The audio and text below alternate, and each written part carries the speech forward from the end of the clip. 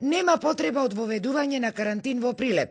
Дециден министерот за здравство Филипче, иако градот деновиве урива рекорди по бројот на заразени и починати од коронавирус.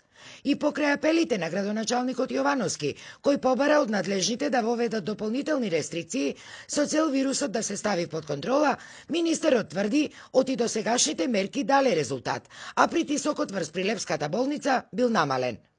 Очигледно е дека вака димензионираните мерки со затворени угостителски објекти после 21 часот забрана за групирање практично во текот на целото деноноќе еве постепено ја олабавува ситуацијата и заеднички заклучивме дека нема потреба за дополнителна рестрикција која што не би имала некаков позначаен ефект од тоа што го дават мерките кои што се сега на сила.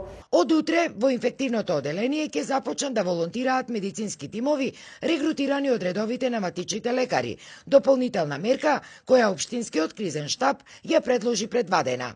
Вклучени се и понудени се околу 30 до 35 доктори во овој момент, така да ние ќе почнеме.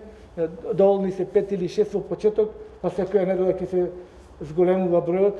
Со 130 починати, од кои 30 само во последните 2 недели, Прилеп е високо на листата на Институтот за јавно здравје како град со најголем број на починати, по Скопје, Тетово и Куманово.